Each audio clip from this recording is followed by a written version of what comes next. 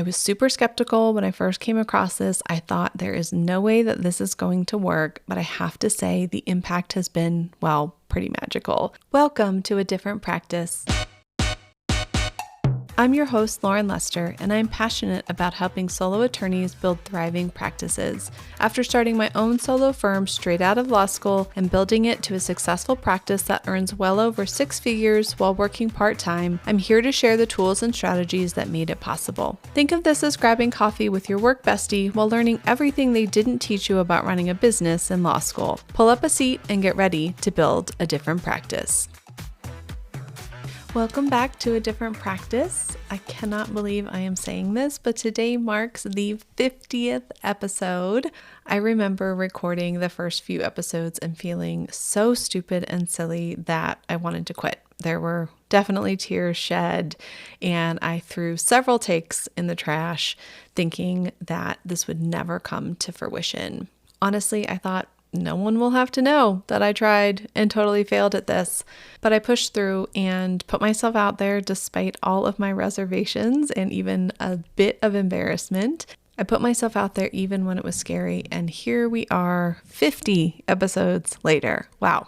I cannot thank you, the listeners, enough for coming on this journey with me. Many of you have reached out and shared how a particular episode has directly impacted your practice or just how listening has made you feel less alone. Every message and interaction that I get is my absolute favorite because that was always the goal. This was meant to be a place where you could get the inspiration and practical tips to know that you can do this, that you can run your own practice, and that you have someone rooting for you. So to celebrate this milestone, I wanted to do something special. I'm going to share my current favorite things across different categories that have made a real impact on my practice and, quite frankly, in my life. So here are the tools, routines, and resources that I use every day and have absolutely loved this year. I want to start with something that has transformed my productivity, which is my weekly case review. This might sound simple, but it's been a game changer in my practice. So what I do is every week I sit down with my task manager, which has a list for every active client, and I go through every single case that's open, and one by one in my head, I have to articulate to myself where that case stands. Is it waiting on me to draft something? Am I waiting on a response from the client? Am I waiting on something from a third party? Whatever it is, I have to be able to say, okay, John Smith, he's an estate planning client and I have sent him the drafts and I'm waiting for his feedback. It takes just a few seconds, but it ensures that I know exactly where all of my cases are. And if I need to, I identify any necessary next steps. And if those steps aren't already in my to-do list, I immediately create a new one so that I don't forget. What makes this process so powerful is its simplicity and effectiveness. It's like having a weekly conversation with myself about every single client matter. The magic happens when I have to state the status because it forces me to think critically about each case and where it's at and what needs to be done. And here's the best part. Since implementing this system, I haven't had a single matter fall through the cracks. Not one. I have not had one of those oh shit moments at 3 a.m. because I realized I haven't done something on a case that I said I was going to do 3 weeks ago. It just hasn't happened because I have put this practice in place. I do it every Monday morning as my first thing before I start my work week, and it has paid off in dividends. So for anyone managing multiple cases, which I would imagine is most of us, you know how valuable the peace of mind is to know that every single case is covered and you are proactively addressing each one. Give it a try and let me know how it works in your practice. All right, next up in the celebration is something that might surprise you. Using AI to create my perfect day. This has been one of my favorite discoveries of the year. So here's what I do. I take time to reflect on what I want my ideal life to look like, considering both my personal and professional goals.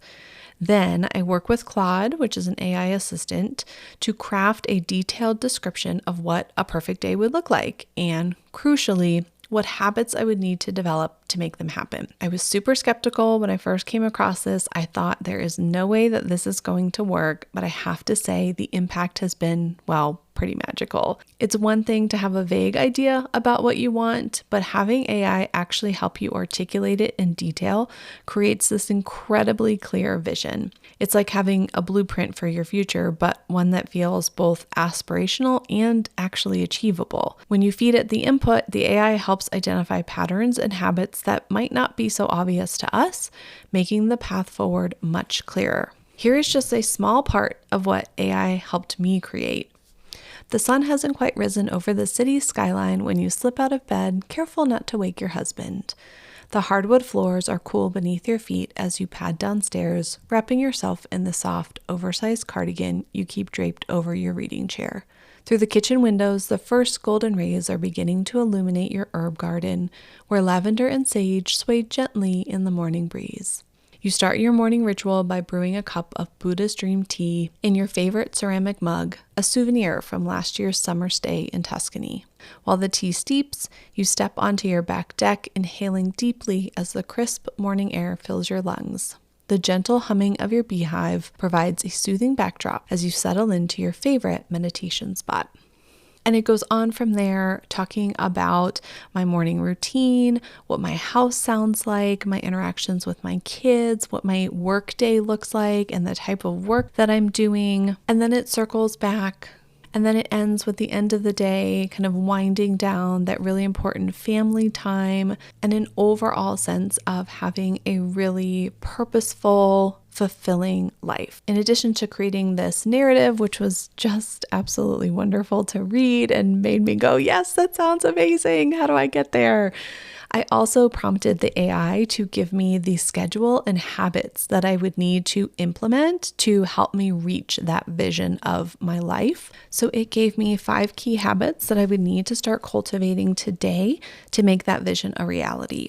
It included things like fiercely protecting that morning time for myself, blocking off time each week to specifically build the coaching practice, making sure that I schedule and stick with my workouts, making sure that I have one-on-one time with each of my kids every week, which I just loved, and even things like making sure that I am living below my means while building the stream so that I can invest in certain things that I want to and also be able to have the life and retirement that my partner and I are hoping for. Again, it was a really unexpected surprise what putting this prompt into the AI actually returned back to me. And it's one that I would encourage anyone to do if you're really looking for a specific picture of what you ultimately want your life to look like. And to help you, if you want the exact prompt that I used, be sure to subscribe to my new Solo Success Lab newsletter at adifferentpractice.com/subscribe. Next week's issue is going to include the exact prompt so that you can create your own perfect day. Again, you can subscribe to the Solo Success Lab at adifferentpractice.com/subscribe.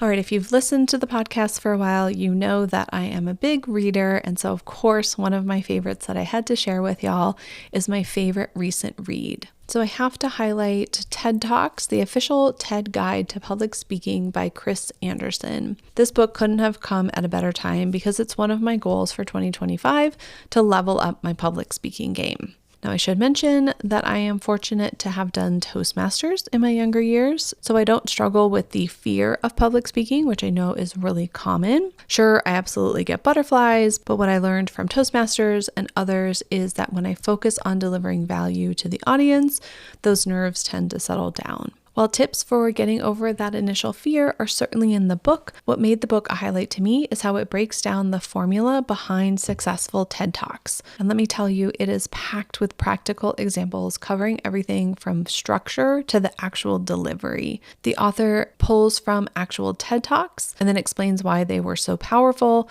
really giving you a system for public speaking. The insights it provides would be invaluable whether you're speaking to a jury, presenting at a conference, or even just leading a client meeting. I'm already working on ways to implement these techniques in my upcoming speaking engagements and even new consultations. It's a quick read packed with a punch, so if you are looking for something to add to your to-be-read list, I would highly recommend TED Talks, the official TED Guide to Public Speaking. So of course, I had to come at you with something in the tech category, one of my favorite things overall, and I'm going to shed a spotlight on Lawmatics. This is a CRM and case management tool that has really changed how I handle both leads and active cases. Now, I will be totally honest, the transition from my old case management system to Lawmatics was not exactly smooth sailing. There were definitely some headaches and some stress around data migration, but now that I am past that phase, I honestly wish I had made the switch sooner. What really sold me on Lawmatics was the automation capabilities, and those have been worth it alone. As a true solo, I don't have any staff to be able to do some of that admin work for me. And what Lawmatics does is allow me to set up an automation to have certain things happen at certain points in the case. For example, prior to implementing Lawmatics, when somebody would say that they were ready to get signed up for a prenup, let's say, I would send the engagement agreement. Once they signed it, they would have to wait for me to then send the invoice to pay the fee up front. Then they would have to wait for me to see that that had happened. And then I would send a email to get the process started where they would fill out a questionnaire so I could start to gather their data. Now, all of that happens on its own. So I just send the engagement agreement. Once they sign it, Lawmatics automatically sends the invoice. Once they pay it, Lawmatics automatically sends that first email. So it just takes some of those small steps out of the equation for me, so that I'm not having to worry about doing them. And then on the client side, it gives them a much more prompt and streamlined process because as soon as they do something, they get the next step. Beyond the automation itself, the organizational capabilities have been really helpful. I can track not just my practice areas, but specific services within each area, which gives me a really detailed insight into what services are most popular and then also most profitable, and then what lead sources are most effective. It's kind of like having a business intelligence dashboard for my practice that gives me a lot more data than I had before to be able to make data-driven decisions into the future. All right, finally, let's talk about my morning routine, which has become my anchor for my productive days. I have finally found a rhythm that works after a lot of trial and error, and it goes something like this. I wake up before everyone else in my house, make tea, journal, meditate, and do a little bit of reading. On school days, when I take my kids to school, I make sure that they get ready, get them in the car, off to school, and then I go directly to the gym. On school days where I am not the one taking the kiddos to school, I use that extra hour for business development. So I write newsletters, I schedule social media content, I work on new lead magnets, but then I always go to the gym before starting work. You probably heard some of the same routine in my perfect day example from the AI, and that's because I put in there that I wanted to keep this routine up because it's not just what I do in the morning, but what I don't do that has really made an impact. The biggest thing that I do not do is check email until I have completed most of the tasks on my to-do list for the day. So before I get bogged down in the other requests or things that I need to do that come through email, I make sure that my client work is moving forward so that it doesn't keep getting pushed to the next day and the next day and the next day. In addition to helping me be really productive with client work, the structure has also been really transformative in giving me the space to work on the bigger projects that drive business growth. So like on those days when I'm not the one taking my kids to school, having that dedicated 1 hour has allowed me to get more done than I would have if I tried to block off a whole day, which, let's be honest, doesn't always happen. Knowing that I have that time has let me plan for the future, and I'm already planning on using those couple hours a week to refresh all of my templates in the new year. It's not the most flashy routine. It certainly would be probably pretty boring if I posted it on social, but that is not what's most important to me. What is important to me is to have a slow morning, to give myself some time, and to be able to ease into productivity so that I can really make the most of the day. And that's it. My current favorites across 5 different categories. I hope that you found something in here that resonates with you or maybe inspires you to try something new. Again, thank you so much for being a part of this journey to 50 episodes. I could not have done it without you. I've got some exciting episodes planned for the new year, and I am also partnering with a special guest host who is making his own waves in the legal industry with his approach to practicing. So be sure to subscribe so that you don't miss that special series. If you enjoyed this episode, please share it with someone who you think would also enjoy it and consider leaving a review. Reviews will help more solos build practices that they love. Here's to the next 50 episodes. Until next time, keep building a different practice.